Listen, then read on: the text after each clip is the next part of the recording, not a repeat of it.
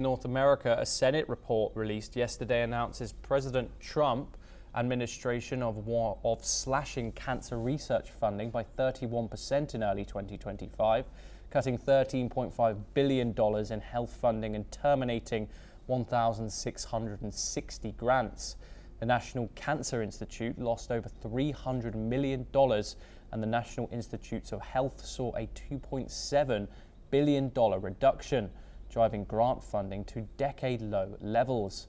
Senator Bernie Sanders, who commissioned the report, condemned the cuts as an unprecedented attack on science.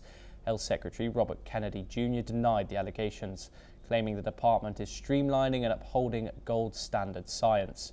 The report, based on interviews with scientists, revealed widespread disruptions, including lab shutdowns, clinical trial delays, and the deletion of the Centers for Disease Control and Prevention of Health data sets. With over 40 grants on vaccine hesitancy were also cancelled amid a deadly measles outbreak.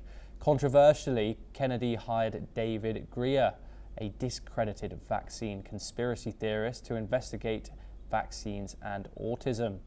Meanwhile, Trump proposes a further 26% health and human services budget cut while allocating $500 million to Kennedy's wellness campaign, Make America Healthy Again.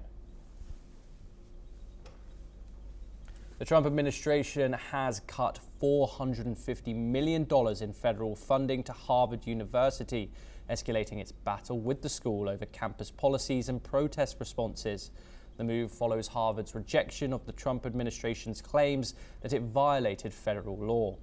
The university responded by expanding its lawsuit, which challenges a broader $2.2 billion research funding freeze. Federal agencies allege Harvard failed to address anti-Semitism on campus, citing student complaints and a 300-page internal report. The Education Department, now led by Linda McMahon, also threatened to revoke Harvard's tax-exempt status and foreign student enrollment rights.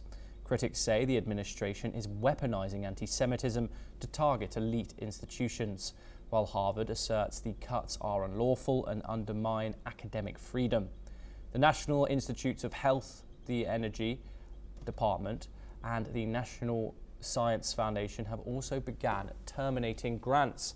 Harvard's lawsuit continues as university leaders balance legal action with internal reforms aimed at addressing federal concerns.